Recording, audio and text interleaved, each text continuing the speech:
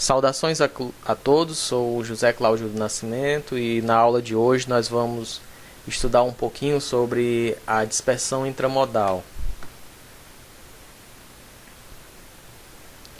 Nas últimas aulas nós fizemos um estudo da dispersão intermodal.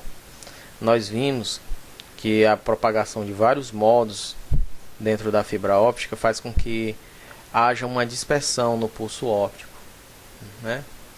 E uma forma de eliminarmos esse tipo de dispersão é fazendo o projeto da fibra monomodo. Mas na prática, quando a gente elimina os modos de propagação, deixando apenas o modo fundamental, a dispersão ela ainda não desaparece.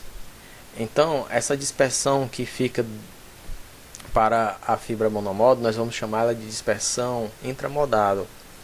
Ou seja, a dispersão dentro do modo de propagação, dentro do modo fundamental. A causa dessa dispersão intramodal é exatamente a existência de diferentes componentes espectrais com diferentes velocidades de propagação. Ou seja, cada componente espectral ela viaja com uma velocidade diferente. Isso vai se dar exatamente pelo fato de que cada componente espectral vai ter um índice de refração diferente. E isso vem exatamente do fato de que o índice de refração na sílica, ele depende da frequência de propagação. Então, nesse caso, nós chamamos esse tipo de dispersão causada por esse efeito, chamado de dispersão material. Outro tipo de dispersão que contribui para a dispersão intramodal é exatamente a dispersão de guia de onda, porque a dispersão ela vai depender, a dispersão com relação à frequência, ela vai depender também do design da fibra óptica, por exemplo, o diâmetro do núcleo ou as mudanças fracionárias do índice de refração. Bom, para entendermos como devemos fazer a interpretação da dispersão no caso da fibra óptica, eu usei aqui um exemplo bastante simples. Nós vamos considerar uma maratona. Bom, você está vendo aqui vários corredores nessa maratona, né? Se você olhar e se você já teve a oportunidade de assistir uma maratona, você sabe que cada corredor desse ele corre com uma velocidade maior, outros com velocidade menores, cada um com velocidade diferente. Então, no momento da partida, da largada, todos estão concentrados num único local, né? Então, nesse caso, nós vamos fazer uma interpretação aqui, exatamente como se cada corredor fosse uma componente de frequência, e o pulso óptico está na largada, na entrada da fibra óptica, né? Então, o que é que vai acontecer numa maratona, geralmente? Alguns vão correr mais rápido e vão ficar na frente e outros vão ficar para trás. Então essa multidão ela vai se espalhar ao longo do percurso. Ou seja, aqui nesse caso nós já vemos alguns corredores mais à frente e uma quantidade bem menor de corredores, né? Então veja que eles já estão um pouco mais espaçados. Devem ter uns mais à frente, talvez alguns quenianos, né? E mais atrás deve ter alguns corredores amadores, né? Então você vê que ao longo do percurso eles se espalharam ao longo do percurso. O grupo de corredores se espalhou, né? Então esse fenômeno é que nós vamos chamar de dispersão, tá certo? Então veja que quando a gente quer fazer um estudo da dispersão, a gente tem que considerar um grupo. No caso, nós vamos fazer a análise usando a velocidade de grupo do pulso óptico, que ela é dada exatamente pela variação com relação à frequência da constante de propagação, né? E sendo calculado esse valor dessa variação, você tem exatamente o inverso, né?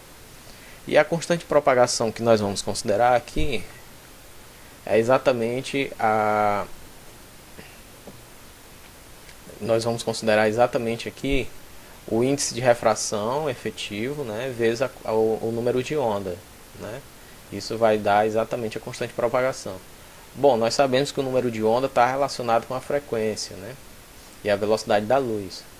Então, isso daqui também é uma função com relação à frequência, né? O índice de refração ele vai depender da frequência. Pois bem, nós vamos pegar essa constante aqui e vamos derivar com relação à frequência. Fazendo essa derivada, você vê que tem um produto de duas funções dependendo da frequência. Então, você usa aqui a regra do produto. Faz primeiro a derivada do índice de refração, e vezes a segunda função, que eu vou considerar essa daqui como a segunda, e essa daqui como a primeira. E agora a gente deriva a segunda função e multiplica pela primeira. A primeira é n, e a derivada da segunda função é 1 sobre c. Então a gente fica com essa expressãozinha aqui. O c, que está aqui, que é a velocidade da luz, você pode colocar ela em evidência.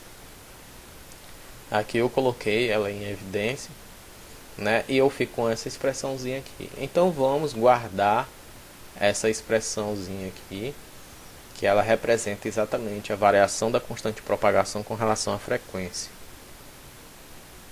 E agora nós vamos calcular o índice de refração de grupo. O índice de refração de grupo nada mais é do que a velocidade da luz sobre a velocidade de grupo, né? É exatamente a mesma definição de índice de refração que nós usamos para os meios de propagação, né? Bom, nós sabemos que a velocidade de grupo é dada por essa expressão aqui, então eu vou pegar e substituir o nosso VG por essa expressão aqui. Bom, nós temos um menos 1 aqui, né? Esse menos 1, se eu passar esse termo para cima, para o numerador, ele desaparece, né? E aí eu tenho que o índice de refração de grupo é dado por essa expressão. Bom, essa daqui, dB de ômega, que nós já calculamos aqui, eu posso pegar e substituir por essa expressão aqui, né? E é isso que eu vou fazer. Substituir.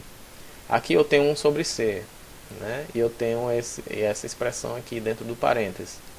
Então vai cancelar c com c, né? Que esse c vem aqui do índice de refração de grupo. E no final o meu índice de refração de grupo vai ser dado por essa expressão, que é exatamente a variação do índice de refração com relação à frequência vezes a frequência mais o índice de refração. No caso aqui, índice de refração efetivo. Bom, para ilustrarmos o que vai acontecer com o grupo de espectros do pulso óptico, né, o grupo de componentes espectrais do pulso óptico, eu tenho aqui uma pequena simulação para visualizar, mas essa visualização aqui ela não é real, ela é apenas ilustrativa. Aqui eu tenho um eixo de frequência, um eixo de tempo e um eixo de amplitude, tá certo? Aqui eu tenho a amplitude do pulso óptico com relação à frequência. Então, para cada frequência eu tenho uma componente espectral, né? E vamos ver como é que elas viajam ao longo do tempo, como é que elas se comportam ao longo do tempo, né? Quando eu veja que algumas viajaram mais rápidas e essas aqui são lentas, né? Então depois de algum tempo de propagação, é como se essa daqui, essa componente espectral, fosse um corredor keniano, que sempre está à frente na maratona. E esse daqui fosse um mais gordinho, que sempre fica por último, né? Mais pesado. Então ele corre devagar, né? E tem aqueles que correm mais ou menos próximo da velocidade média do grupo, né? Que estão no centro, né? Pois bem, quando você olha para o longo da propagação, você vai ter que uns chegam primeiro com um tempo menor e outros com um tempo maior. Então o alargamento ele pode ser medido exatamente pela diferença de tempos, né? Você faz o tempo do mais rápido menos o tempo do mais lento, né? Faz a diferença temporal. E essa diferença temporal é que nós vamos chamar de alargamento temporal, tá certo? Para dispersão de pulsos ópticos. Então é esse ΔT que nos interessa. Uma forma de expressarmos o ΔT é fazer dt de ômega vezes o delta ômega. O delta ômega é a nossa largura espectral. Então eu vou pegar o t, que é o tempo, e vou substituir pelo comprimento da fibra dividido pela velocidade de propagação, no caso aqui velocidade de grupo. Então isso aqui é exatamente a expressão do tempo, né? Esse L aqui é uma constante, eu vou tirar ele fora, vou colocar fora e vou derivar apenas com relação à frequência 1 sobre a velocidade de grupo. 1 sobre a velocidade de grupo é exatamente d beta d ômega. Então eu vou aplicar uma derivada agora em d beta d ômega. Isso aqui vai virar uma derivada de segunda ordem. Então aqui eu tenho uma derivada de segunda ordem da constante de propagação com relação à frequência, vezes o L e vezes a largura espectral. Bom, esse d beta d ômega de segunda ordem nós vamos chamar ele de parâmetro de GVD, ou seja, parâmetro de dispersão de velocidade de grupo. E nós podemos fazer o desenvolvimento dessa expressão aqui, já que nós conhecemos o d beta d ômega com relação à frequência e com relação ao índice de refração efetivo. Frequência e índice de refração efetivo. Então, a primeira derivada nós já tínhamos feito lá atrás, né? Agora nós vamos fazer uma derivação, um segundo processo de derivação sobre a expressão que nós já tínhamos derivado antes. Bom, esse operador ele pode ser distribuído, né? Esse 1 sobre C pode ser colocado em evidência e esse operador ele pode ser distribuído. Quando esse operador ele é aplicado aqui nessa expressão, você tem novamente um processo de derivação usando a regra do produto. Então, esse operador aplicado nesse termo aqui, ele vai gerar dois termos, né?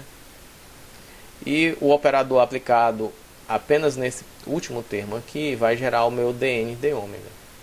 Bom, no desenvolvimento da regra do produto apareceu também um dn d ômega, né? Então você vai somar os dois e você tem na verdade 2 dn d ômega. Então no fim o nosso beta 2 é dado por essa expressão aqui, a forma mais simplificada dele.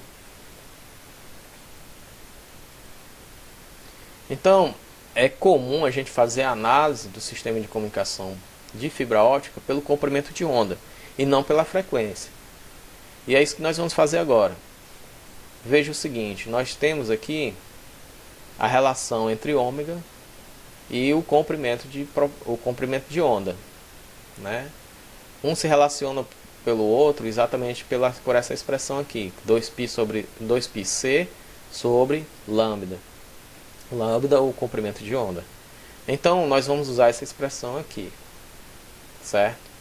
O nosso delta ômega ele pode ser relacionado com delta lambda por essa expressão aqui. Você tem a derivada da frequência com relação ao comprimento de onda vezes a largura espectral com relação ao comprimento de onda. Aqui você tem a largura espectral com relação à frequência e aqui com relação ao comprimento de onda. Então é essa expressão que nós vamos usar aqui e desenvolver. O d ômega d lambda é simplesmente derivar essa expressão aqui, né? Então a derivada dessa expressão dá esse termo aqui, menos 2πc sobre lambda ao quadrado. Assim, ΔT é igual a variação do tempo com relação a lambda vezes o delta lambda.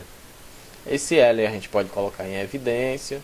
A gente vai ter que derivar o 1 sobre a velocidade de grupo. Lembre-se que a velocidade de grupo está escrita com relação à frequência.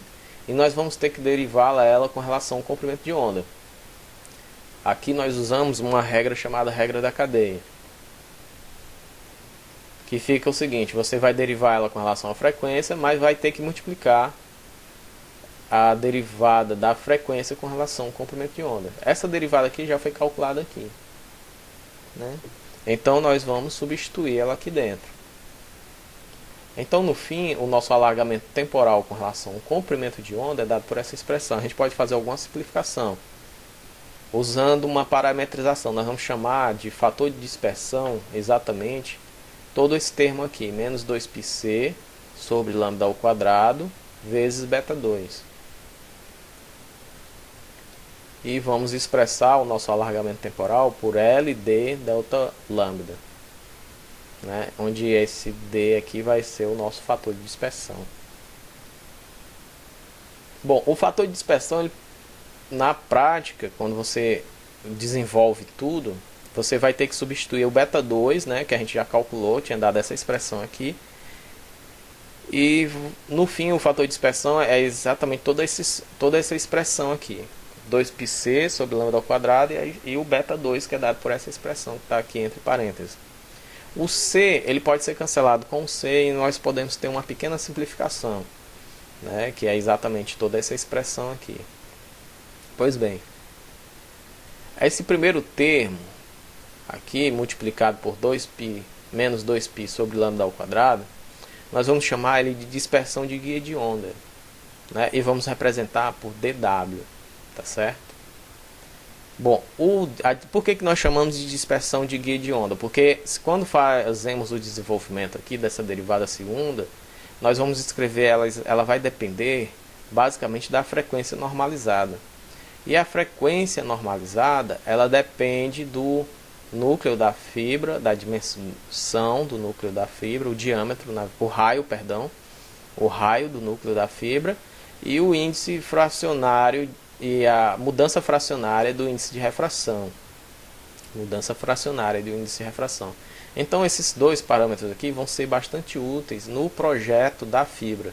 Isso aqui é exatamente um dimensionamento, tanto o dimensionamento como o tipo de material, eles vão ser importantes, né? Então são exatamente essas características que definem um guia de onda, né? Então por isso que é chamado aqui de dispersão de guia de onda. Vamos ver como é que fica o desenvolvimento. Eu não vou fazer o desenvolvimento aqui, dá muito trabalho, mas você deve acreditar em mim que quando você desenvolve esse termo aqui, você vai ficar com essa expressão todinha aqui, tá certo?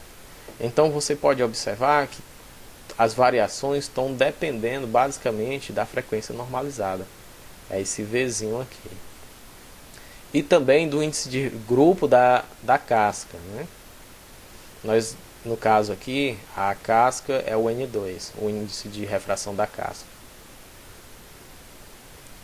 O outro parâmetro, que é esse segundo termo aqui, nós vamos chamar ele de dispersão material. E por que nós vamos chamar de dispersão material? Porque ele vai depender basicamente somente dos índices de refração que caracterizam a sílica da fibra óptica, né? Então você tem N1 e N2 basicamente na dependência da dispersão material. Então as propriedades da sílica que vão causar esse tipo de dispersão. Então, fazendo o desenvolvimento, você vê que ele depende basicamente do índice de refração de grupo no núcleo, ou na casca, perdão, o N2, né? Depende do índice de refração na casca. E ele variando com relação à frequência. Então veja, para cada frequência dentro da sílica há um índice de refração diferente. E é exatamente esse índice de refração diferente que vai causar velocidade diferente, variação de velocidade. E consequentemente o alargamento temporal.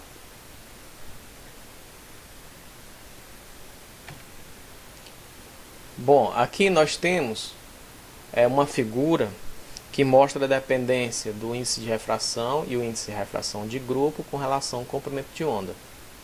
Você pode notar o seguinte, que a dispersão material, né, que é caracterizada pelo índice de refração de grupo, ela está bem associada a essa curva aqui, né? Ou seja, você pode observar que ela tem uma pequena faixa aqui que ela é decrescente, tá certo? E depois ela para de decrescer e volta e começa a crescer. Nessa faixa onde ela é decrescente, nós chamamos de dispersão normal, né? E na faixa onde ela é crescente, nós vamos chamar de dispersão anômala, né?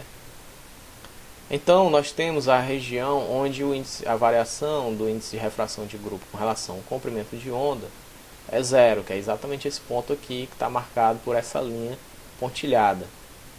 E isso acontece exatamente no comprimento de onda 1,276 micrômetros. Aqui. E nós vamos chamar essa dispersão de comprimento de onda de dispersão zero, né? Lambda ZD. Exatamente porque aqui nesse ponto a dispersão material ela é nula, né? No caso do índice de refração ele está sempre decaindo, ok? Bom, essa curva aqui da dispersão material, com relação à dispersão material, ela pode ser calculada usando essa curva aqui, que isso aqui é obtido, né, experimentalmente, tá certo? Essa curva obtida experimentalmente você pode fazer aqui uma interpolação e uma simplificação usando essa expressão aqui. Então essa curva que representando aqui a dispersão material, ela pode ser escrita por essa expressão aqui, né? Aproximada, perdão, por essa expressão. Então observe que quando o lambda é igual a lambda ZD, que é esse caso aqui, você ter lambda ZD sobre lambda ZD, que dá 1, e 1 menos 1 dá 0. Então você tem o dm igual a 0. Né? Nesse ponto ela acerta muito bem. Tá ok? Como vimos, a dispersão material depende da sílica, né? A sílica ela vai ter um índice de refração para cada frequência, tá certo? E como vimos também, a equação para o índice de refração é obtida experimentalmente. E para obter experimentalmente, você não pode obter um índice de refração para cada frequência. Você precisa pegar algumas frequências que são importantes. No caso, nós vamos pegar, o que se obtém é exatamente as frequências de ressonância, né, que estão aqui representadas por ômega J. Tá certo? E a equação que é usada para representar o índice de refração é exatamente a equação de Sellmeier. Tá ok?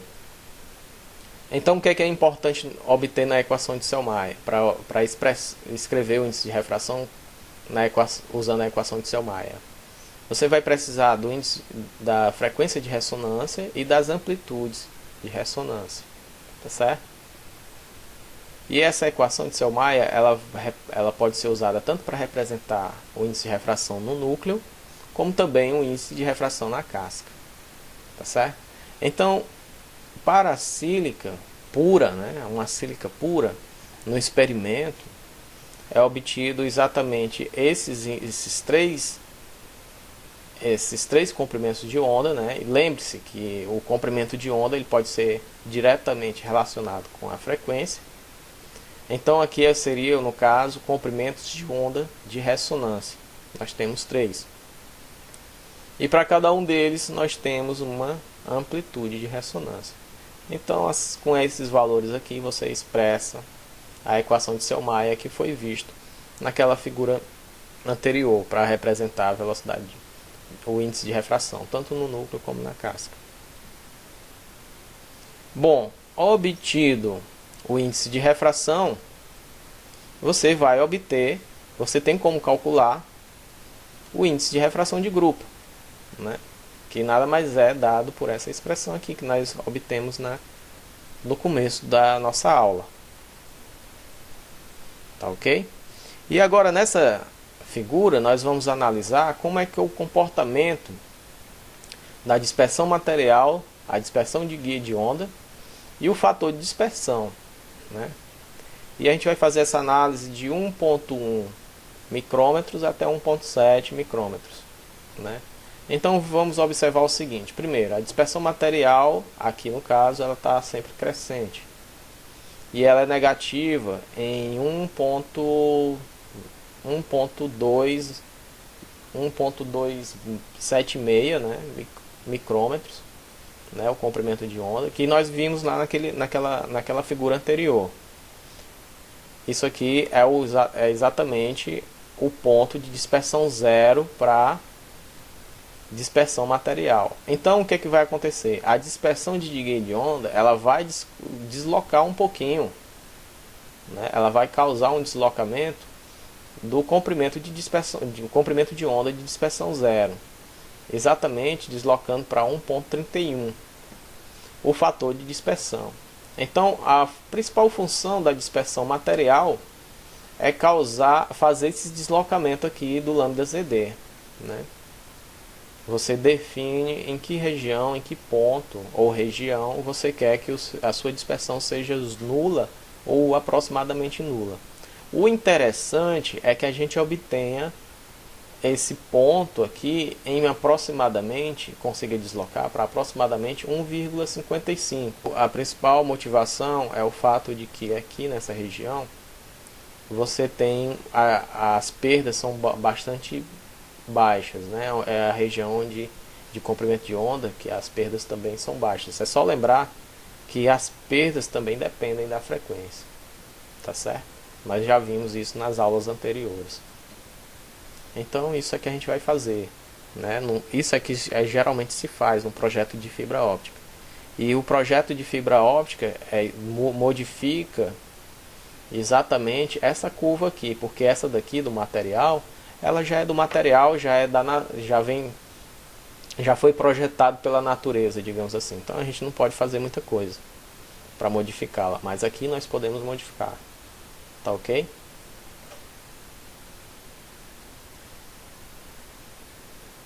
Então veja só, aqui nós temos exatamente no projeto de dispersão de guia de onda, né? Você pode fazer a fibra padrão, que é essa curva aqui, né? Que é o Dzinho que a gente viu no gráfico passado, anterior.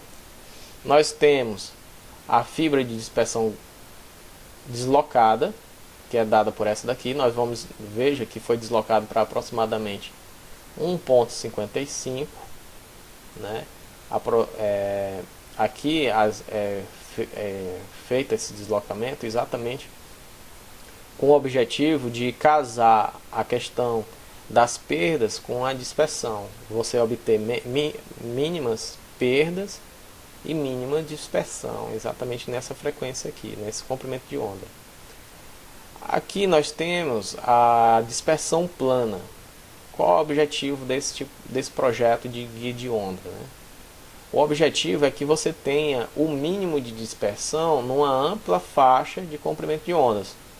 Esse tipo de fibra ela é muito útil, por exemplo, em sistemas WDM, onde que você não trabalha apenas com um comprimento de onda, mas com vários comprimentos de onda, né? Então essa fibra aqui é especial, né? Ela tem várias camadas na casca, né? É uma casca especial para causar esse fator de dispersão aqui, que é chamado de dispersão plana, tá ok? Então veja, no projeto da fibra óptica você está modificando o fator de dispersão. Esse daqui é o padrão, esse daqui é o deslocado, né, para 1,55 na região onde as perdas são mínimas, e aqui você tem uma ampla faixa de comprimento de onda, onde a dispersão ela não é zero, mas é bastante baixa, né?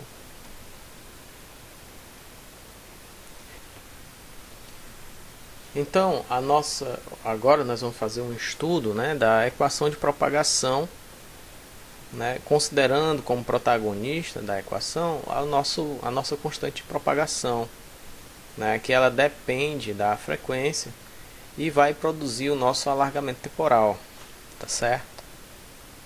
E uma coisa nós devemos considerar, a nossa largura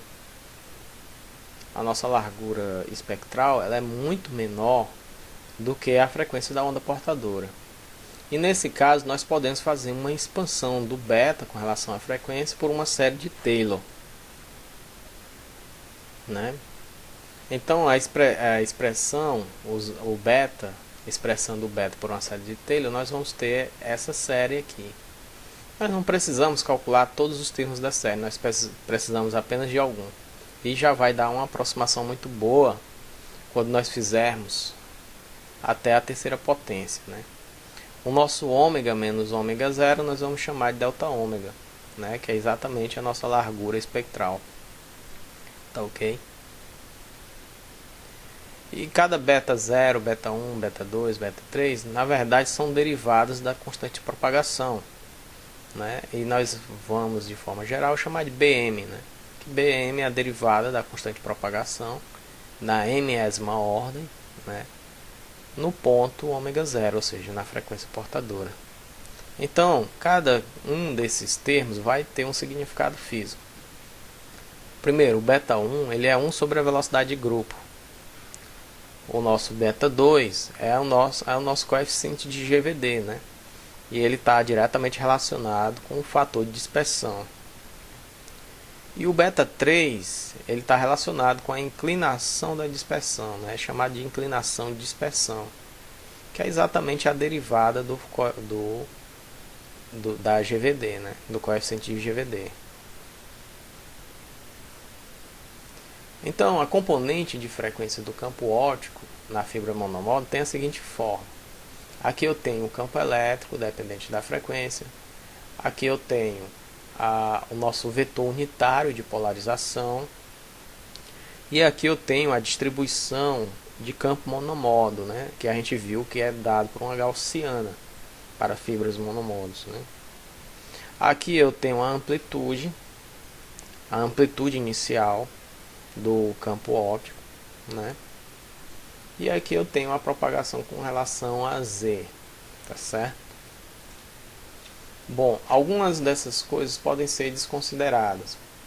Eu posso desconsiderar para análise a polarização, né, e a distribuição do campo monomodo, né? Principalmente pelo fato de que o delta ômega aqui, né, ele é muito menor do que o ômega 0, né? Ou seja, a largura espectral é muito menor do que a frequência portadora. Então nós vamos trabalhar apenas com essa expressão aqui, tá certo? E vamos chamar ela de beta til em Z e ômega, porque ele depende de ômega e depende de Z, tá certo? Então esse produto aqui é o que vai nos interessar. Esse produto ele é solução dessa equação diferencial, tá certo? Se você substituir toda essa expressão aqui, né, você vai observar que ele é a solução dessa equação diferencial aqui, tá ok? Lembre-se o seguinte, que o nosso beta, ele pode ser escrito com relação à série de Taylor, né? Nós temos uma aproximação. Então a nossa equação diferencial vai ser isso aqui. Observe que a gente omitiu o Z e o ômega, né? A gente omitiu apenas por simplicidade de notação, mas é exatamente a mesma coisa aqui, né? O B é o B, dependendo da frequência, tá certo? Então nós temos a derivada de B com a frequência em Z é igual a I beta ômega vezes o B til, né? Isso é aproximadamente igual a essa expressão todinha aqui, que é exatamente uma aproximação obtida pela série de Taylor, tá certo? Pois bem, vamos continuar a nossa análise. E para continuar a nossa análise, nós devemos lembrar o seguinte: o nosso B com relação a Z e T, ele é expresso nesse formato aqui, em que aqui nós temos a variação lenta do pulso no tempo, né? E aqui a variação rápida, exatamente a oscilação com relação à frequência. E aqui a propagação ao longo de Z, né?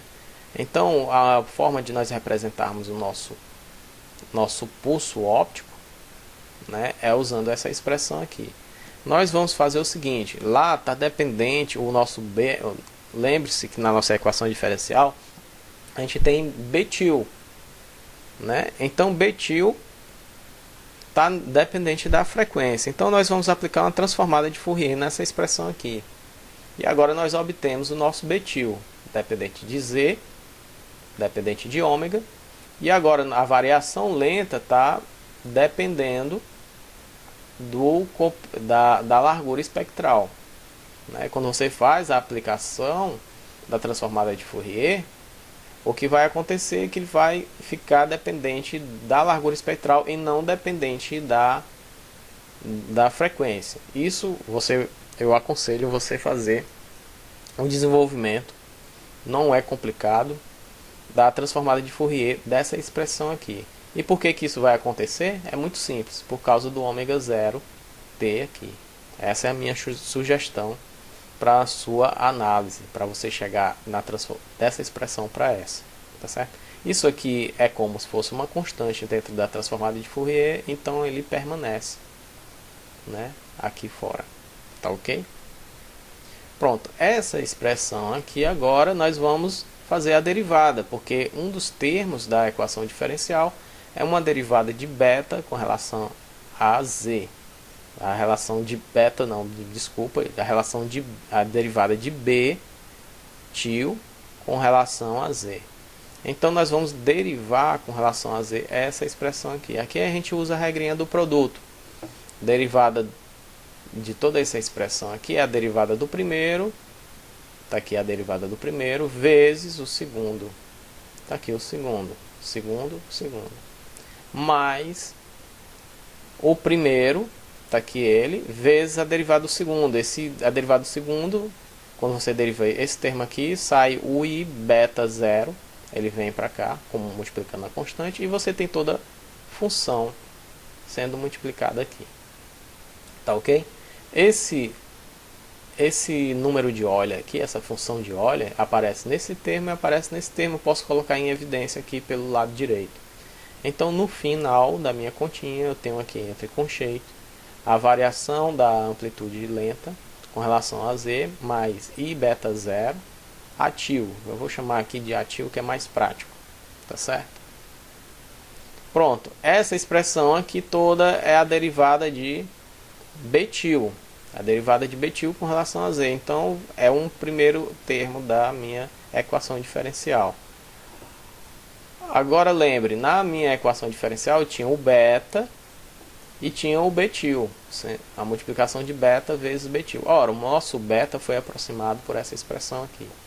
E o nosso betil é exatamente toda essa expressão aqui que eu vou jogar aqui. Tá certo? Bom, no desenvolvimento eu vou fazer o seguinte. Eu vou cancelar essa função de Euler com essa, né? Cancelo, ela desaparece. Então fico só com essa expressão aqui e essa expressão aqui. Tá ok? Bom, e de forma propositada, eu coloquei o i beta 0 vezes o a aqui nesse termo aqui. E observe que ele aparece aqui desse lado e aparece desse lado. Então eu vou cancelar um com o outro. E aí desapareceu esses dois termos aqui. E eu fiquei exatamente com a derivada de a tio com relação a z. E toda essa expressãozinha aqui. Tá certo? Agora aqui eu fiz um outro desenvolvimento. Observe que eu fiz o seguinte. Eu coloquei tudo com relação ao número i, né? O número imaginário, a unidade imaginária. Por quê? Né? Porque ele vai ser útil para a gente fazer a transformada inversa, né? Da frequência para o tempo. Né? Então, veja só, aqui, por exemplo, cadê esse termo aqui? I delta ômega. Eu coloquei aqui entre parênteses. Aqui eu tenho o i delta ômega 2, né? I delta ômega 2. Então eu posso escrever assim: i delta ômega ao quadrado vezes o menos i, né? Porque isso aqui vai dar menos 1, aqui vai dar delta ômega ao quadrado, aqui menos 1, e esse menos 1 vezes menos i dá i, que é exatamente o termo aqui que vai estar aqui multiplicando aqui quando você faz a distribuição. E de forma análoga, usando o mesmo raciocínio, eu vou ficar com essa expressão aqui: beta 3 sobre 6 e delta ômega ao cubo vezes o atil. Tá ok? Pronto. Quando eu aplico a transformada inversa de Fourier, né, aqueles termos onde tem delta ômega e delta ômega, eles vão representar derivadas, né? Derivadas temporais. Então, Isso aqui é uma derivada de primeira ordem. Esse termo aqui representa uma derivada de segunda ordem. E esse termo aqui representa uma derivada de terceira ordem no tempo. Então é isso que está acontecendo, né? Uma derivada de quê? Da amplitude, né? Com relação ao tempo. Então eu fiquei com essa expressãozinha aqui, tá certo? Eu posso passar tudo para o mesmo lado, né? E dizer que essa expressão aqui é igual a essa daqui, que é nula, que é igual a zero, né? Então eu só fiz passar todos esses termos aqui para o lado esquerdo da equação, tá certo? Então, pois bem, feito isso, nós temos essa equação. Então, essa equação aqui é a equação básica, né? É uma equação básica que governa a evolução do pulso no interior de uma fibra monomodo, né? E ela é escrita aqui, é exatamente essa mesma expressão aqui, tá certo? Só que o que acontece? Às vezes esses valores aqui eles podem ser positivos ou negativos, depende do tipo de fibra, né? No nosso caso aqui, nós vamos considerar esse termo positivo e esse negativo, tá certo? O termo aqui da GVD, representando a GVD, eu vou deixar exatamente com o mesmo sinal, mas esses dois aqui eu vou fazer essa modificação aqui. Nos desenvolvimentos dos meus cálculos, eu fiquei com esses sinais. Pode ser que esteja alguma coisa errada. Eu já analisei, revisei e não vi nenhum erro, né? Mas depois fica aí como desafio para você analisar com calma e fazer o estudo e verificar se esses sinais estão corretos. Tá ok? Pois bem, mas nós vamos trabalhar de agora em diante com essa equação aqui. A única coisa que mudou foram esses sinais. Pois bem, está aqui ela novamente. Tá certo? Então o que é que a gente vai fazer? Usaremos um sistema de referência, né, que se move junto com a parte central do pulso. Assim, introduzimos, né, novas coordenadas. Assim nós vamos introduzir novas coordenadas. É como se o observador viajasse junto com o pulso, né? Ele está sempre no centro do pulso. Quando a gente faz isso, a gente usa outro sistema de coordenadas. Ou seja, a gente trocou o observador, a gente tem que trocar o sistema de coordenadas. Então, o nosso tempo, né, ele está relacionado com esse tal aqui, né, por essa expressão. E o Z é exatamente o mesmo sistema. Mas por ficar mais didático, eu vou chamar de Z grande aqui. Depois eu posso retornar para o Z novamente, né, que um é igual ao outro, não tem problema. Mas para ficar didático no desenvolvimento, para você ver o que é que vai ser feito agora, eu chamei de Z grande, Z maiúsculo, igual a Z minúsculo, tá certo? Então vamos lá, pela regra da cadeia, é exatamente por isso, por causa do desenvolvimento da regra da cadeia, que eu usei essa anotação aqui. Pela regra da cadeia, você tem o seguinte: a derivada parcial de A com relação a Z maiúsculo é igual à derivada parcial de A com relação a Z vezes a derivada de Z minúsculo com relação a Z maiúsculo, mais a derivada de A com relação a T, vezes a derivada de T com relação a Z maiúsculo, né? Isso aqui é o seguinte: nós temos que essa derivada com relação a essa é 1, porque já que Z, né, o Z maiúsculo é igual ao Z minúsculo, essa derivada aqui é 1. Bom, e a outra questão é o seguinte: a variação desse T com relação a Z, né, ele vai dar exatamente o meu beta 1. Basta olhar para essa expressão aqui, tá certo? Você expressa o T, coloca o T só de um lado e faz a derivada com relação a Z. E ele vai dar exatamente o beta 1 positivo, tá certo? Então a minha variação do A com relação a Z é dada por essa expressão aqui. De forma análoga, nós vamos fazer análise para o tempo. A derivada de A com relação a tal é a derivada de A com relação a Z minúsculo, vezes a derivada de Z com relação a tal, mais a derivada de A com relação a T, que é a derivada de T com relação a tal. Né? E veja o seguinte, o Z não depende de tal. Eles são variáveis independentes. Então aqui nesse caso você pode... É o mesmo processo de derivar uma constante. Né? Então aqui é como se você estivesse derivando o Z, considerando ele como constante, porque ele não varia com relação ao tal, tá certo? Então isso aqui é zero. Então isso é tudo isso aqui, toda essa expressão é simplesmente derivada de A com relação a T. E por quê? Porque essa derivada aqui também é 1, né? Aqui, quando você faz a derivada de T com relação a tal, a derivada é 1. Então ficou somente essa expressãozinha aqui, né? Então a derivada de A com relação a tal é igual à derivada de A com relação a T. Bom, se isso é verdade na primeira derivada, vai ser verdade na segunda e na terceira.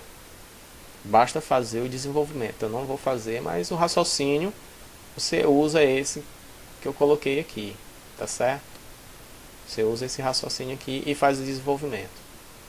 E você vai ver que o mesmo vai valer para a derivada segunda e para a derivada parcial de terceira ordem.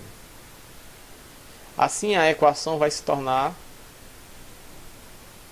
essa daqui, é a nossa equação de onda, com relação a tal e com relação a Z. Por que eu voltei para o Z, já que era Z maiúsculo?